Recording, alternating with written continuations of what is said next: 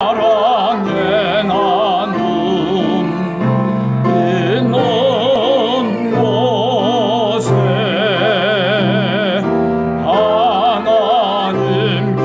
하나님께서 계시도다.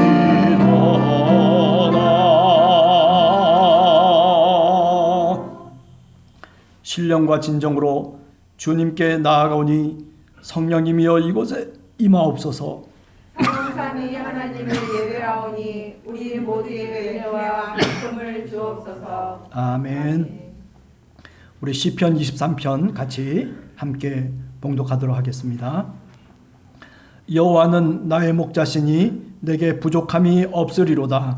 그가 나를 푸른 수장에 누이시며 실만한 물가로 인도하시는도다. 내 영혼을 소생시키시고 자기 이름을 위하여 의의 길로 인도하시는도다. 내가 사망의 음침한 골짜기로 다닐지라도 패를 두려워하지 않을 것은 주께서 나와 함께 하심이라. 주의 지팡이와 막대기가 나를 안위하시나이다. 주께서 내 원수의 목전에서 내게 상을 차려주시고 기름을 내 머리에 부으셨으니 내 잔이 넘치나이다.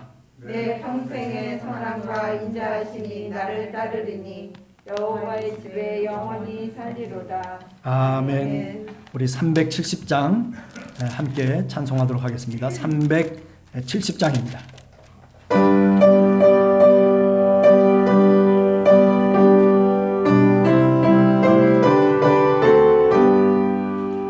주 안에 있는 나에게 단 근심이 있으랴. 십자가 밑에 나가 내 짐을 풀었네. 주님을 찬송하면서 할렐루야 할렐루야. 내 앞길 멀고 험해도 나 주님만 따라가리. 그 두려움이 변나요 내 기도 되었고 전날의 한숨 변하여 내 노래 되었네. 주님을 찬송하면서 할렐루야 할렐루야. 내 앞길 멀고 험해도 나 주님만 따라가리. 내 주는 자비하셔서 늘 함께 계시고 내 궁핍함을 아시고 늘 채워주시네. 주님을 찬송하면서 할렐루야 할렐루야. 내 앞길 멀고 험해도 나 주님만 따라가리.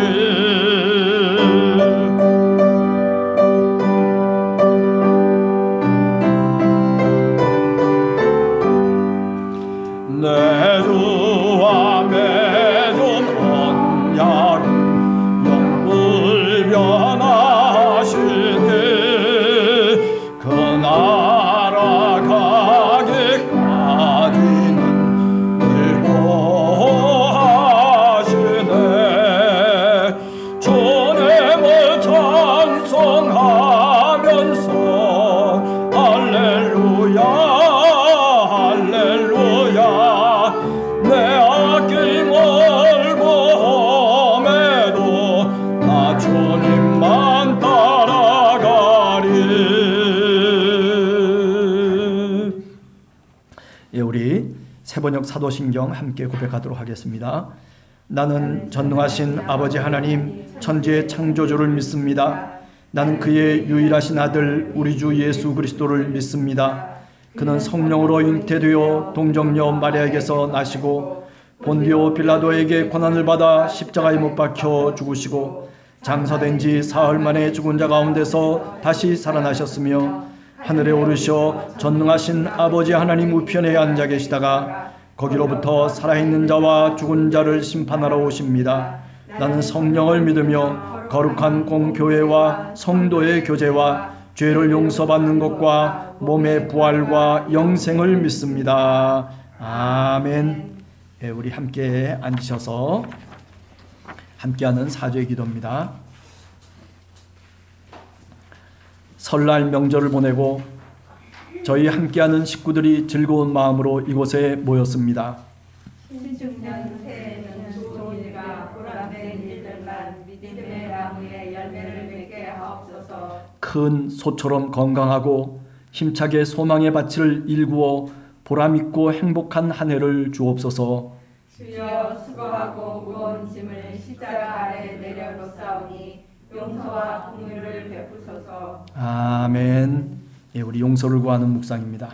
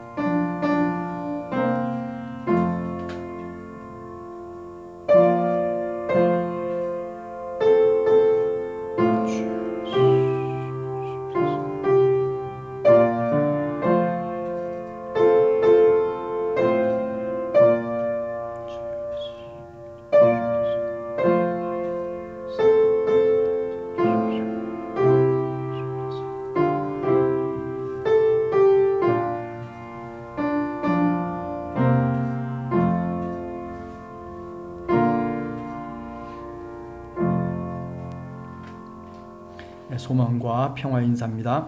신축년 한 해를 시작하는 함께하는 성도 모두 소망과 평화를 주옵소서. 땀 흘려 일한 삶의 밭이 알찬 열매들로 기쁨과 행복이 넘치게 하소서. 아멘. 우리 다 함께 408장 찬송하겠습니다. 408장입니다.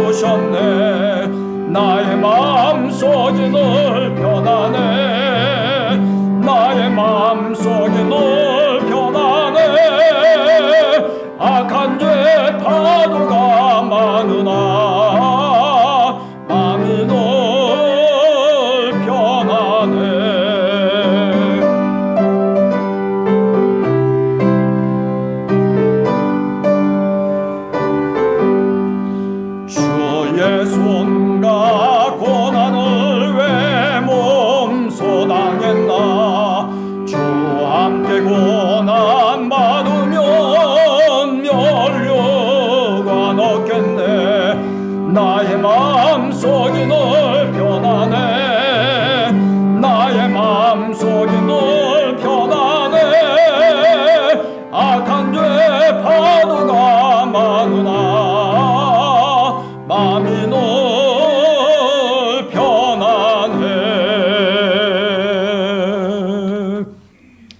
우리 기도하겠습니다. 하나님 아버지 감사합니다. 하나님 지난 한 주간도 저희들을 주님의 은혜 가운데 보호해 주시고 또 인도해 주시고 이렇게 주님의 전에 나와서 저희들이 함께 찬송하며 주님 앞에 기도하며 또 우리의 삶을 드리는 예배에 참여할 수 있게 은혜 주신 것을 감사합니다. 하나님 구정을 지나면서 아버지 하나님 어떤 곳에서는 형제들이 같이 모이는 경우도 있었지만은 그러나 여러 가지 방역 수칙 때문에 하나님 고향에 내려가지 못하고 또 함께 같이 즐거운 시간을 나누지 못한 우리들의 섭섭함도 또한 있습니다. 사랑의 주님, 그럼에도 불구하고 하나님 이제 주님께서 우리를 부르셔서 주님의 형제 삼아주시고 자매 삼아주시고 그리고 우리의 교회를 일구어낼 수 있도록 은혜 주신 것 또한 감사합니다. 하나님 이제 코로나 기간 동안이지만은 그러나 저희들이 긴 터널을 지금도 지나고 있지만 그러나 주님의 은혜를 더욱더 간절히 우리 마음속에 바라며 기도합니다. 사랑의 주님, 저희들과 함께 동행해 주시옵소서. 아버지 하나님 긴 어둠의 터널 속에서도 하나님 소망의 빛이 우리 마음을 주장할 수 있도록 도와주시고 하나님 우리의 눈이 어두운 것만을 보는 것이 아니라 하나님 우리 마음속에 비춰오는 주님의 빛으로 말미암아 밝은 빛을 가슴속에 품고 저 터널을 향해서 나갈 수 있는 우리 모두가 되도록 하나님 도와주시옵소서. 여러 가지 경제적으로 어려운 우리의 심령들 하나님 주님께서 붙잡아 주시고 아버지 하나님 이 나라의 위정자들 또 나라를 이끌어가는 사람들 한 사람 한 사람 지혜롭게 하시고 하나님을 두려워하며 믿음으로 나라를 잘 정치할 수 있는 그런 은혜도 하나님께서 허락해 주시옵소서. 하나님 코로나를 이길 수 있는 백신들과 또 치료제들이 잘 개발되고 만들어져서 하나님 또 많은 사람들이 그것을 맞음으로 인하여서 하나님 두려움 없이 걱정 없이 근심 없이 살아갈 수 있도록 도와주시옵소서. 사랑의 주님, 오늘도 주님과 함께 동행하기를 원합니다. 오늘도 주님 우리의 마음을 열고 우리의 영혼을 열어서 하나님의 말씀 영의 양식을 저희들이 먹을 수 있는 그런 귀한 귀와 또 마음을 저희들에게 허락해 주시옵소서. 오늘도 우리와 함께 하신 주님을 찬송하오며 예수님의 이름으로 간절히 기도하옵나이다. 아멘.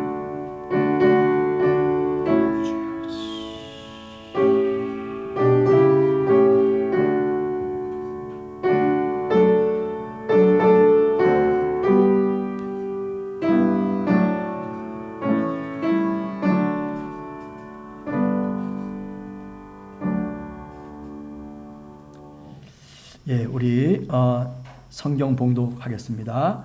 우리 김행숙 권사님 나오셔서 시편 23편 1절에서부터 6절까지 말씀 봉독해 주시겠습니다.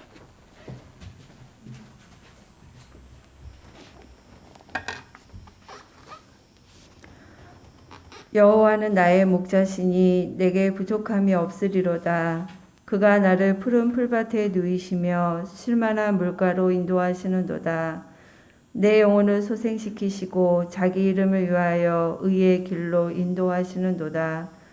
내가 사망의 음침한 골짜기로 다닐지라도 해를 두려워하지 않을 것은 주께서 나와 함께 하심이라. 주의 지팡이와 막대기가 나를 안위하시나이다. 주께서 내 원수의 목전에서 내게 상을 차려주시고 기름을 내 머리에 부으셨으니 내 잔이 넘치나이다. 내 평생의 선하심과 인자하심이 반드시 나를 따르리니 내가 여호와의 집에 영원히 살리로다. 아멘.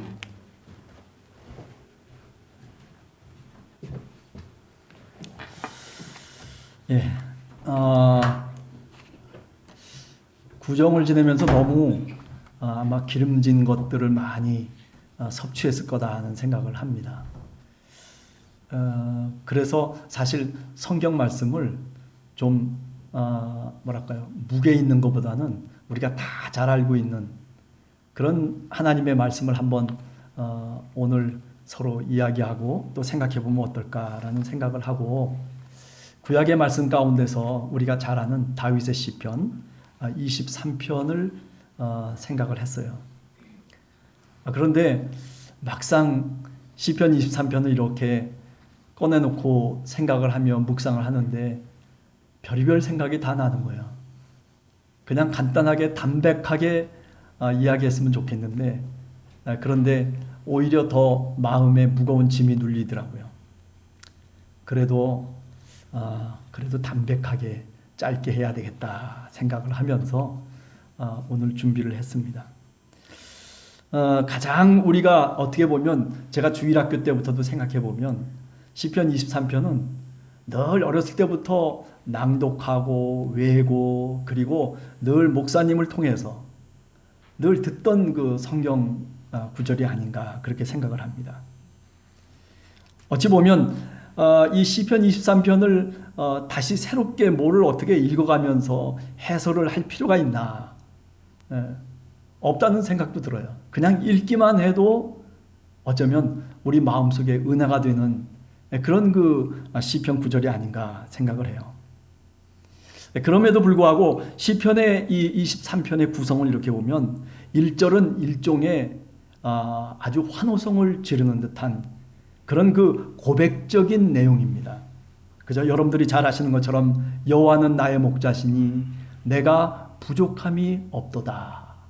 우리 개정 한글판에는 내 개라고 되어 있지만은 사실은 원래 히브리어 원문에는 내 가가 맞습니다. 내가 부족함이 없다. 내가 아무것도 바랄 게 없다라고 하는 그런 뜻이에요. 예. 그래서 1절은 그런 그 고백적인 환호성이 감격 어린 말이 나오고 그리고 이제 2절에서부터 4절까지는 목자가 양을 돌보는 그런 어떤 비유적인 모습을 통해서 주님이 다윗과 그죠? 함께 해주심에 대한 일종의 감사 그리고 믿음의 고백이다 이렇게 얘기할 수 있죠. 그 다음에 5절부터 6절은 조금 좀 달라집니다. 목자와 양과의 관계를 통해서 하나님께 감사와 믿음으로 고백을 나아가는 그런 어떤 모습이 아니라 5절 6절은 손님과 주인의 관계예요. 그죠? 그래서 상을 다 차려주시고 그리고 상만 차려주시는 것이 아니라 어떻게?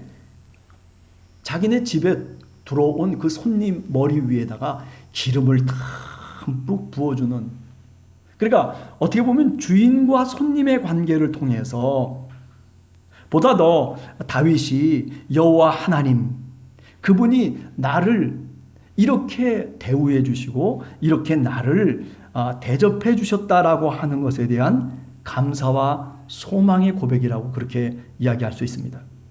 사실 역사적으로 보면 다윗이라고 하는 사람은 그죠? 어렸을 때부터 목동으로 자란 사람이에요. 그래서 뭐 블레셋의 그 골리앗이라고 하는 장군을 죽일 때에도 평소에 목동으로서 물맷돌을 사용했던 그 모습을 갖고 말하자면 그 큰 골리앗을 일격에 쓰러뜨릴 수 있었다라고 하는 거죠. 그런가 하면 다윗은 왕이었어요.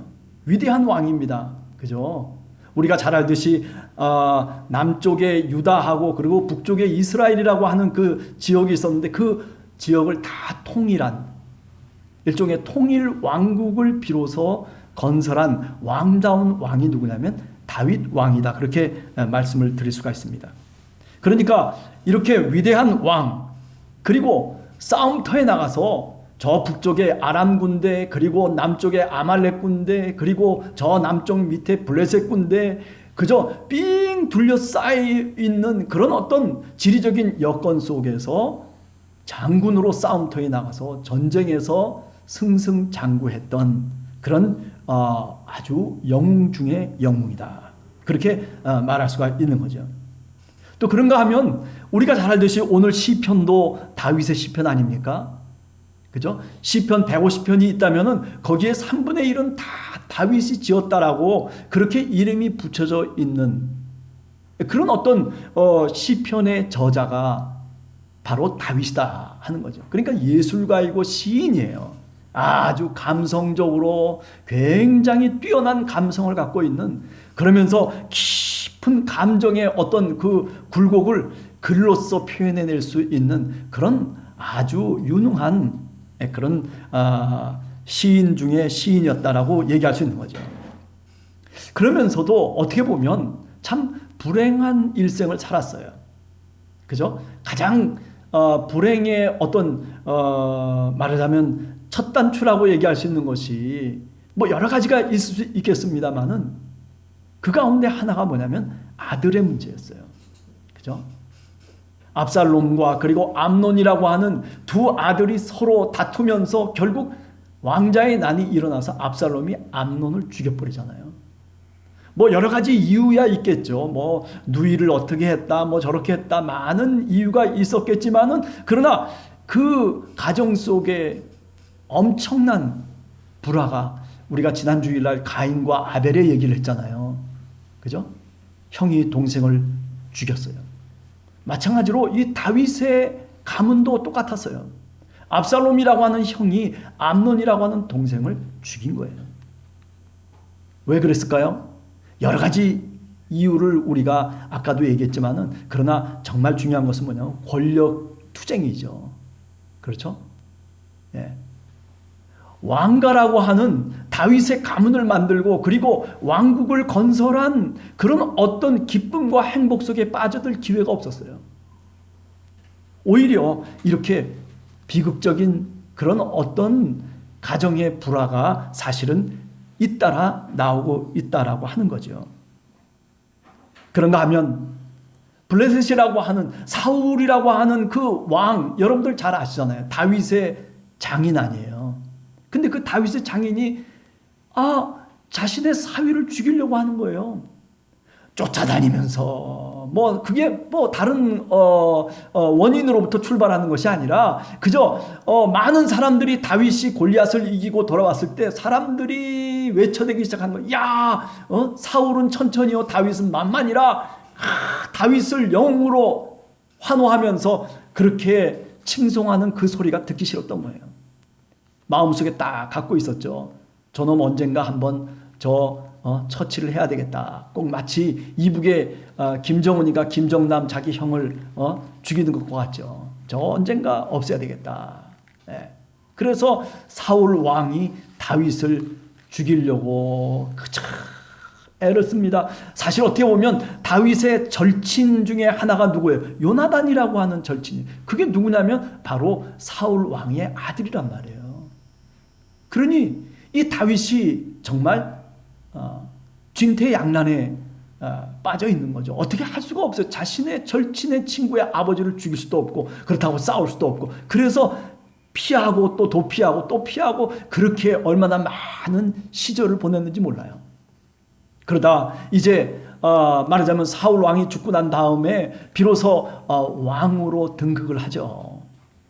그런데 그 등극하기 전에 어떤 일들이 있었냐면 바로 원수의 나라인 바로 그 블레셋에 그잖아요. 골리앗을 쳐 죽인 다윗 아닙니까? 그런데 그 블레셋에 자신의 몸을 맡기고 망명객이 돼버려요. 이게 다 사무엘상 내용 속에 나오는 그런 이야기들입니다. 예. 그런가 하면 우리가 잘 아는 그죠? 밧세바라고 하는 여인 아잖아요. 우리아의 아내예요. 예. 그런데 어떻게 했습니까? 정말 교묘하게 일을 꾸며가지고 그 우리아를 전쟁터에 보내버리고 그리고 전쟁터에서 죽게 만들어요. 그리고 그 부인을 자기의 부인으로 삼게 되는 거죠.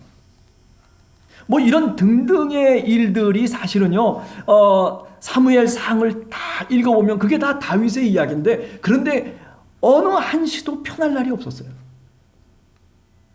그런데 어떻게 그 왕을 정말 그렇게 이스라엘이 위대한 왕이라고 그럴까? 단지 정치적인 어떤 모습 속에서만 위대한 왕으로 얘기하는 걸까? 그렇지는 않을 거 아니에요. 그죠?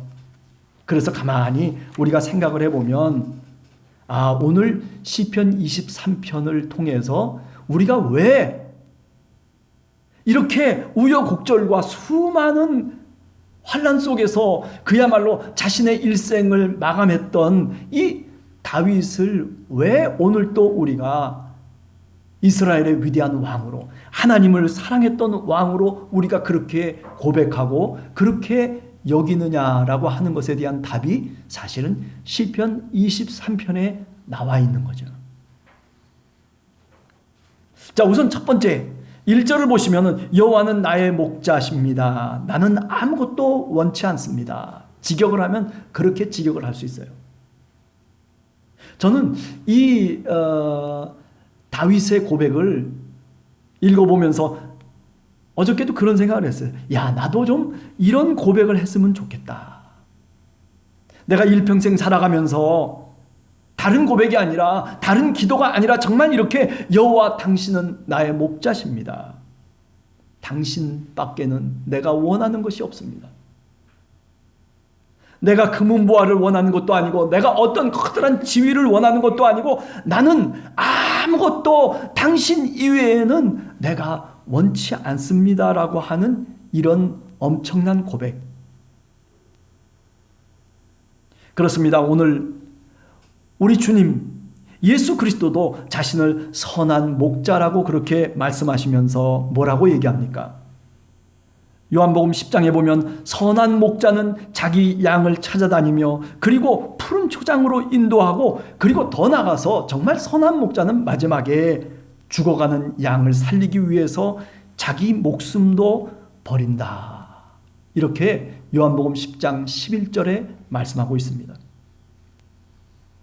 자, 이렇게 본다면 다윗의 생애에서 누가 다윗의 목자였어요? 그래요. 여호와 하나님이 다윗의 목자였어요. 그렇다면 예수님이 말씀하신 이 말씀 속에서 한번 이 1절의 말씀을 생각해 보면 아마 여호와 하나님도 다윗의 목자로서 우리 주님과 같은, 예수 그리스도와 같은 그런 마음으로 다윗의 일생을 같이 함께 동행했을 거라는 그런 상상을 우리가 충분히 할 수 있다는 것입니다.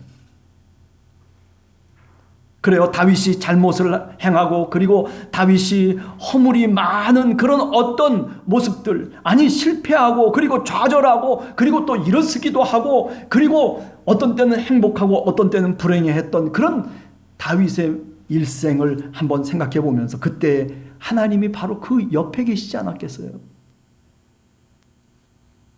다윗이 잘못하며 다윗이 실수하고 다윗이 죄악 가운데 있을 때 우리 주님께서, 우리 하나님께서 수도 없이 사실은 그를 살리기 위해서 하나님 자신이 얼마나 가슴을 애태우고, 그리고 자기가 죽기까지 그 다윗을 위해서 그 옆에서 함께 동행했을 거라는 상상을 우리가 해볼 수 있는 것이죠. 이게 뭡니까? 저는 하나님의 사랑이라고 생각해요.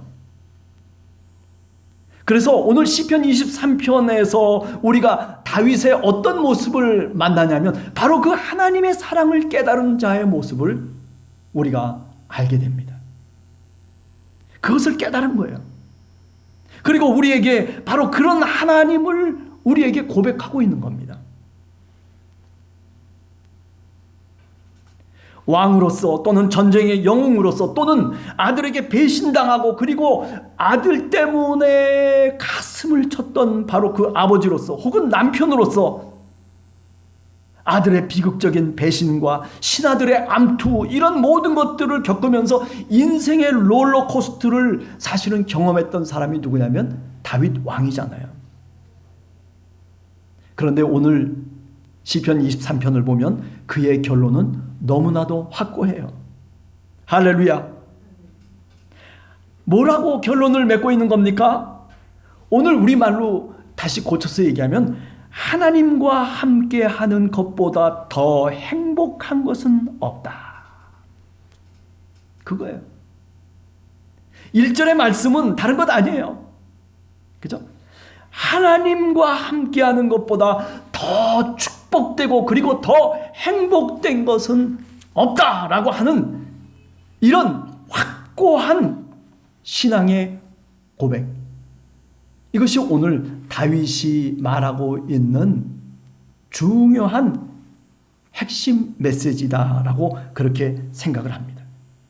그래서 6절에 보면 뭐라고 얘기합니까? 내 평생에, 이제 내 평생 동안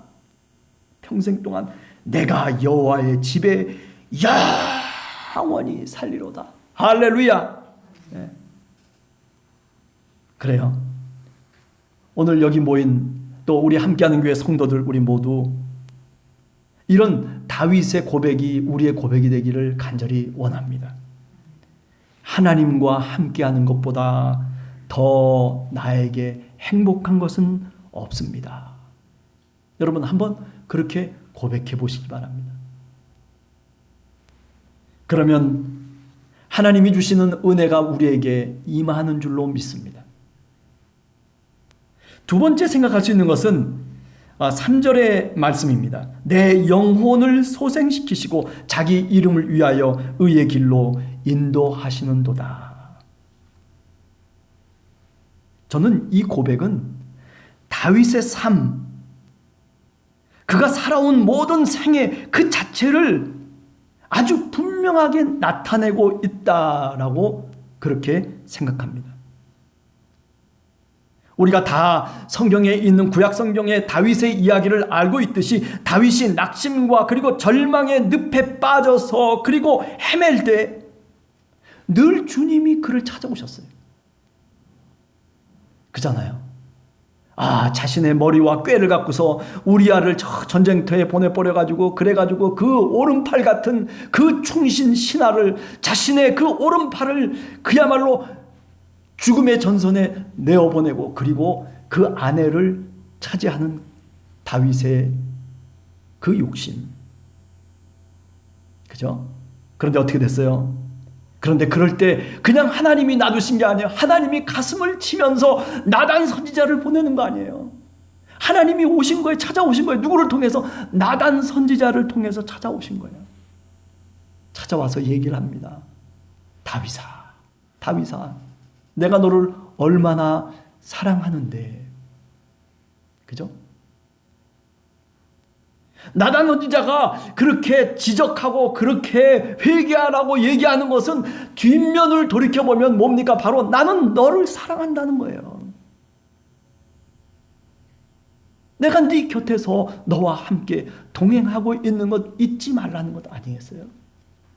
네.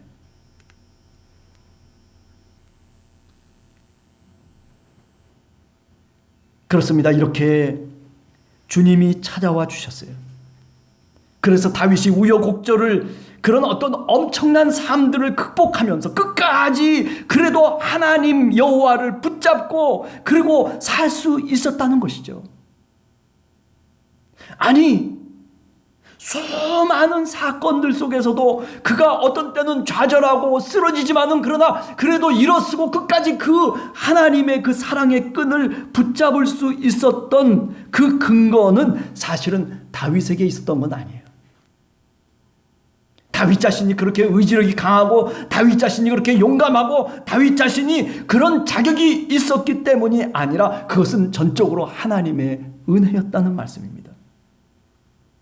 수없는 전쟁에서 승리하며 그리고 왕으로서 혹은 신앙인으로서 엄청난 삶의 위기 속에서도 실패와 좌절을 맛보면서도 그리고 일어나고 그리고 또 일어설 수 있었던 힘은 바로 뭐냐면 그야말로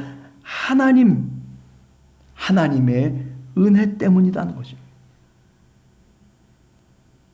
하나님의 자신의 이름을 위해서 자신의 약속을 신실하게 지키시는 그 하나님의 은혜가 있었기 때문에 다윗이 다윗 될 수 있었던 거예요. 여러분 사무엘서를 읽어보면 사무엘상을 가만히 읽어보면 다윗도 우리와 똑같은 사람이에요. 넘어질 때 넘어지고 또 시기와 그리고 미움과 질투와 그리고 뭐 이런저런 어떤 모든 그 말과 행동을 가만히 이렇게 저렇게 살펴보면 우리와 그렇게 다를 바가 없는 그런 평범한 인간이기도 해요. 그런데도 이렇게 이런 어려운 역경 속에서도 그야말로 주님을 붙잡으며 끝까지 그 줄을 놓지 않고 은혜의 끈을 붙잡고 갈 수 있었던 것은 전적으로 하나님의 은혜인 것입니다. 하나님이 그야말로 이세의 8번째 아들 말제인 나약한 한 인간을 택하셨어요.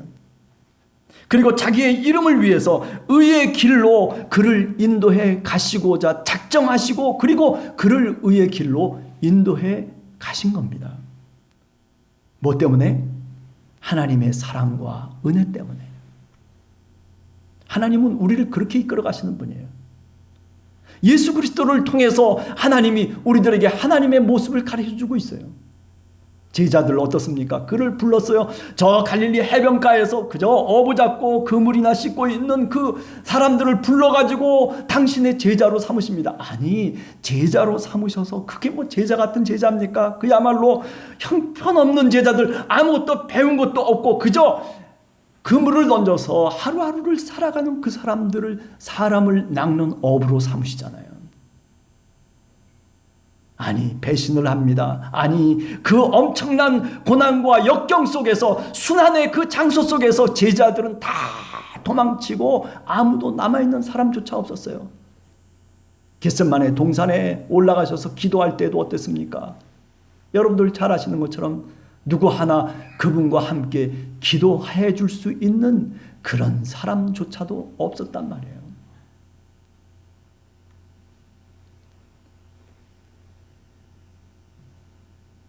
그런데도 주님은 주님의 제자로 삼았기 때문에, 주님이 당신의 이름으로 우리를 당신의 자녀 삼으셨기 때문에 어떻다는 거예요? 끝까지 우리를 붙들어 주셨다는 겁니다. 할렐루야. 네. 그렇습니다. 바울의 고백처럼 고린도전서 15장 8절에 보면 가장 나중에 팔싹둥이 같은 바울이 고백하는 거예요. 고린도전서 15장 8절에 보면 이렇게 고백합니다. 맨 마지막에 정말 아무것도 아닌 나 바울에게 부활하신 그리스도가 찾아오셨다는 거예요. 여러분, 하나님의 은혜예요. 바울이 바울 될 수 있었던 것, 바울이 그 선교 활동을 하고 그리고 당당하게 마지막 순간에 로마에서 순교까지 당하는 그런 엄청난 일들을 겪으면서 그가 갈 수 있었던 그것은 자신의 힘이 아니에요. 뭐예요? 하나님의 은혜예요. 하나님이 그 힘을 주셨기 때문이에요. 오늘도 우리 주님께서는 선한 목자로, 우리를 쉴만한 물가로, 그리고 우리를 하나님이 원하시는 그곳으로, 푸른 초장으로 우리를 인도하시겠다고 약속하시면서 오늘도 우리를 찾아오고 계십니다. 아니, 그분이 바로 우리를 다시 살리셨습니다. 어제도 오늘도 우린 이런 다윗의 고백처럼 선한 목자 되신 주님을 우리가 오늘도 같이 함께 이 고백의 울타리 속에서 같이 주님의 양들로 우리가 주님 고백하는 것 아닐까라는 생각을 하는 것이죠. 그렇습니다. 우리가 엎드러져 있을 때 내 영혼을 다시 소생시키시고, 그리고 내가 길을 잃고 헤매일 때 의의 길로 당신의 이름을 위해서 우리를 인도해 주시는 주님, 오늘 그분이 우리를 찾아오십니다. 오늘 그분이 우리에게 은혜를 베푸십니다. 여러분과 제가, 우리 함께하는 교회 성도들 모두가 이런 다윗의 고백처럼 오늘도 내 영혼을 소생시켜 주시옵소서. 당신의 이름을 위해서, 아니 내 이름 때문이 아니라 나를 당신이 원하는 그 길로 인도하시옵소서라고 하는 이런 고백이 여러분과 저의 고백이 되기를 간절히 원합니다. 자, 그렇기 때문에 다윗이 4절에서 고백합니다. 주께서 목자의 지팡이와 막대기가 되시어 나와 함께 하셨습니다. 주님이 목동의 그 지팡이와 막대기가 되셔서 나와 함께 하셨습니다. 주님이 나와 함께 하십니다. 임마누엘이라고 하는 그런 고백을 오늘 하고 있는 겁니다. 오늘 우리도 같은 고백을 합니다. 주님이 함께 하시면, 임마누엘 하시면 우리가 두려움이 없습니다. 예수님이 제자들에게도 역시 마찬가지였습니다. 주님의 제자들, 그래요. 주님이 함께하지 아니하시면 그들은 지혜도 없고, 그리고 비겁하고, 고집은 세고, 그리고 욕심은 많은 그런 어떤 사람의 모습, 어그러진 그런 제자들의 모습을 지니고 있었던 사람들이 누구냐면 주님의 제자들이었어요. 그러나 부활의 주님을 갈릴리에서 만나고, 그리고 성령을 받고, 그리고 성령을 통해서 임마누엘 되신 그 주님을 이제 마음속에 믿고, 그리고 그 약속을 받은 그때부터 그들은 바뀌기 시작했어요. 그들의 말과 행동이 180도 달라져 버렸습니다. 여러분, 그것이 사도행전의 내용이에요. 사도행전에 우리들에게서 잘 보여주고 있는 것이 바로 그 제자들이 어떻게 변화됐고, 어떻게 바뀌어졌고, 그리고 어떤 고백을 갖고 세상을 향해서 나가게 됐는가라고 하는 것을 우리들에게 분명하게 이야기하고 있습니다. 다윗도 마찬가지였습니다. 다윗도 사무엘하 7장에 보면 나단 선지자가 예언을 합니다. 너 이렇게만 행한다면 그러면 내가 네 왕위를 보존하고, 그리고 영원토록 내가 너의 주님이 되고 내 아버지가 되겠다. 다윗이 그 말을 듣고 난 다음부터 그의 삶이 달라지고, 그의 모습이 달라지고, 그의 행동이 달라지고, 그리고 그가 전쟁터에 나가서도 물러서지 아니하고 적을 향해서 돌진해 나가는, 그래서 연전연승하는 그런 어떤 삶의 모습이 바뀌어지기 시작하는 계기가 뭐냐면은 바로 주님의 그 함께하심을 분명히 믿고, 그리고 그 예언의 말씀을 듣고 난 다음부터요.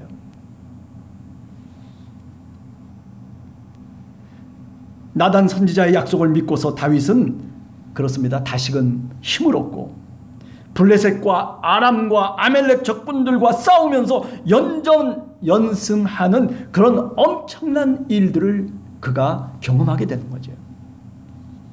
그런데 그런 경험 속에서도 다윗이 교만하지 않고, 다윗이 무릎을 꿇고 주님 앞에 겸손하게 주님 앞에 고백할 수 있었던 것은 다른 것 아닙니다. 바로 임마누엘 되신 하나님을 그가 분명히 알았기 때문이에요. 하나님은 나의 임마누엘 되시는 하나님, 하나님이 나와 함께 하시기 때문에 나에게 이런 엄청난 은혜가 주어졌다라고, 그렇게 누가? 다윗이 그렇게 분명하게 믿었기 때문이죠. 그렇습니다. 주님이 다윗의 지팡이와 막대기가 되어주지 않았다면 그는 그저 마른 막대기에 불과했을 거예요. 다윗은 그저 8번째 말제 아들로서 저 양치는 목동으로 평생 살았을 것입니다. 그러나 사무엘 사사를 통해서 기름 부음을 받고 난 다음부터 그는 사무엘상 16장 이하에 보면 그는 새롭게 자신의 삶을 살고자 발버둥쳤어요. 온전한 신앙인이 되기 위해서 그는 애를 쓰고 수고하고, 그리고 자신을 쳐서 복종케 했던 것입니다. 여러분, 신앙인이라고 하는 것이 그저 처음부터 신앙인이 되는 것이 아니라 이 다윗의 생애를 가만히 들여다보면 온전한 신앙인은 하나님의 은혜 속에 그렇게 되어져 가는 겁니다. 하나님이 자기의 이름을 위해서 하나님이 그를 의의 길로 인도하는 그 과정을 겪고 또 겪어서 비로소 온전한 신앙인이 된다는 것이죠. 그렇기 때문에 우리는 자랑할 것이 없습니다. 내가 이곳에 있음은, 내가 이렇게 이 자리에 있음은 다 하나님이 하신 일입니다. 그러니 마지막 4번째로 다윗은 하나님께 감사할 수밖에 없었어요. 5절과 6절은 바로 그 점을 우리들에게 말씀하고 있습니다. 그저 인생을 살면서 다윗은 세상에 왔다 가는 손님으로 자기 자신을 생각하고 있어요. 오늘 이 시편 23편 5절과 6절은 바로 주인과 손님의 관계예요. 온 세상의 주인이 누구이신가라고 다윗에게 묻는다면 다윗은 뭐라고 대답하냐면 바로 하나님이십니다라고 그렇게 말하고 있는 겁니다. 여러분, 그런데 이게 바로 우리의 고백이고 이게 바로 또한 다윗의 고백인 거예요. 우리는 이 땅에 왔습니다. 우리는 이 땅에 주인으로 온 것이 아니라 어찌 보면 손님으로 초대되어서 이 땅에 왔어요. 그런데도 불구하고 우리는 그저 손님에 지나지 않는, 왔다가 그저 갈 수밖에 없는 그런 어떤 손님인데도 불구하고 주인이 우리를 어떻게 대접하고 있어요? 손님으로 대접하는 게 아니에요. 우리를 누구로? 상을 차려주시고 기름을 머리에 부으시며 우리를 당신의 자녀로 대해주시고 있는 거예요. 주인의 아들로 우리를 대접해 주시고 있다는 것입니다. 정말 멋지고 푸짐한 상을 차려주시면서 그리고 머리에 기름을 부어주시면서 너는 내 아들이야, 너는 내 자녀야, 마치 시편 2편에 나오는 그 말씀처럼 우리를 그렇게 기름 부으셔서 당신의 자녀로 삼으시는, 너는 내 아들이야, 그렇게 말씀하시는 그 말씀처럼 우리를 오늘도 그렇게 대해주고 있다는 것입니다. 손님으로 왔었는데 다윗은 바로 그것을 알고 있었어요. 그래서 5절 6절에 그렇게 말하고 있는 겁니다.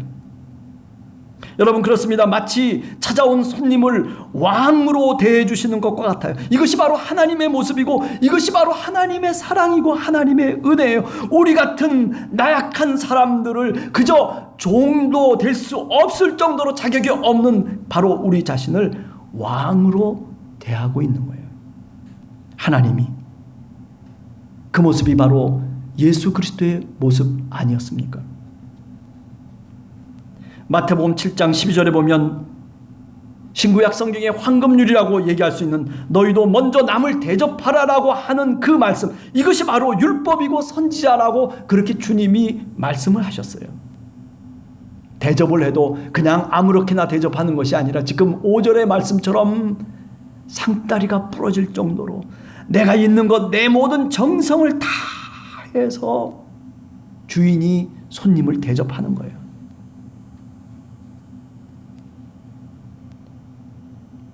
바로 다윗은 오늘 본문을 통해서 분명하게 우리들에게 고백하고 있습니다. 바로 그런 하나님이 나의 주님이시고 그리고 나는 일평생 그렇게 그 하나님을 만나면서 여기까지 왔다라고 오늘 시편 23편을 통해서 다윗이 고백하고 있는 거예요. 내 평생에, 6절에 보면 내 평생에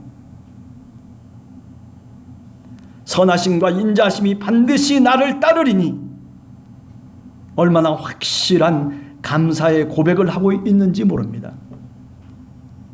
여러분, 함께하는 교회 성도 우리 모두 일생 동안 이런 다윗의 고백처럼 이 고백이 우리의 마음을 떠나지 아니하고 이 고백이 우리의 삶을 떠나지 아니하고 하나님의 자녀로서, 아니 손님이지만 그래도 당신의 아들로 삼아주시는 그런 놀라우신 하나님의 은혜를 우리가 깊이 깨달으며 우리가 살아가는 마지막까지, 우리가 목숨을 다하는 그 마지막까지 우리가 하나님의 은혜에 감사할 수밖에 없다는 것을 오늘도 우리가 고백하기를 간절히 원합니다. 여러분, 다윗은 바로 그런 신앙인이었어요. 한 주간을 살아가면서 그래요. 하나님이 나에게 무슨 부족이 있겠어요? 그죠? 그런데도 불구하고 하나님은 우리를 찾아오셔서 우리를 푸른 초장으로 쉴 만한 물가로 우리를 인도하시는 우리의 목자이신 하나님, 주 예수 그리스도를 한 주간도 우리의 지팡이와 막대기를 삼으며 우리의 삶의 자리 속에서 당당하게 하나님의 자녀로서 손님으로서가 아니라 그렇게 살아갈 수 있는 여러분과 제가 되기를 간절히 주님의 이름으로 축원합니다. 같이 기도하겠습니다. 하나님 아버지 감사합니다. 오늘도 이렇게 주님의 전에 나와서 시편 23편의 말씀을 저희들이 간략하지만 생각해 봤습니다. 하나님은 나의 목자가 되시고 하나님은 내가 부족함이 없다. 내가 하나님 이외에는 어떤 것도 원하는 것이 없다는 이 다윗의 고백. 하나님, 우리들도 일평생 살아가면서 마지막 순간에 이런 신앙의 고백을 갖고 하나님 저희들 살아갈 수 있도록 도와주시옵소서. 하나님, 한 주간도 주님 저희들 삶 속에 주인이 되어주시고, 아니 우리에게 상을 베풀어 주시고 우리의 머리 위에 기름을 부으시는 그 하나님의 놀라우신 사랑을 우리가 겪으면서 경험하면서 살아가는 하루하루가 되도록 하나님 축복해 주시옵소서. 예수님의 이름으로 간절히 기도하옵나이다. 아멘. 감사합니다. 네, 교회 소식 알려드리겠습니다.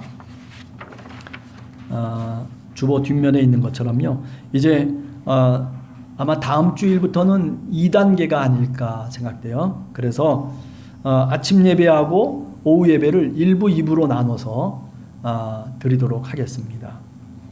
네, 그래서 1부 때는 실시간 동영상 예배도 같이 하고, 그리고 2부 오후 예배는 2부 예배로 드리도록 하겠습니다. 그래서 혹시 1부 예배 때 못 나오시는 분들은 2부 예배 때 나오시면 되겠습니다. 예, 수요 예배는 똑같이 하고요. 또 어린이 학생 예배가 정상대로 2월 20일 다음 주일부터는 같이 모여서 우리는 예배를 드려도 되겠다라는 생각을 해요.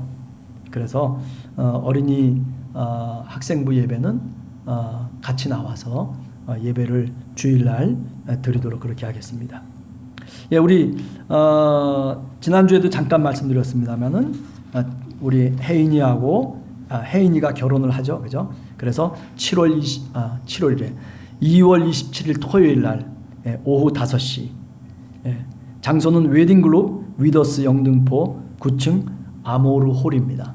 그래서 저 게시판에 이렇게 그 약도도 다 있고요, 다 그 지리적인 안내를 해놨습니다. 여러분들 좀 다음 주에도 한번 광고를 하겠습니다만은 같이 모여서 가실 분들은 같이 모여서 가도록 그렇게 하겠습니다. 또 이제 하도 오래됐더니 봉헌 계좌를 모르겠다고 전화하시는 분이 있어요. 그래가지고 아니 했을 텐데 왜 또 모를까?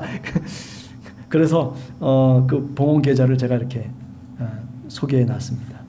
하시면 되겠고요. 그리고 2월 17일 돌아오는 수요일부터 사실은 뭐냐면은 이제 사순절 시작입니다. 제수요일이라고 해서, 그래서 이제 다음 주일부터는 사순절 첫째 주일로 해서 이제 교회력대로 우리가 고난주간으로 들어가게 되죠. 예. 여러분들 사순절이라고 하는 것 꼭 마음에 새기시면서 한 주간을 은혜 가운데 사시기를 간절히 원합니다. 우리 다 같이 일어서서 537장 찬송하고 마치도록 하겠습니다.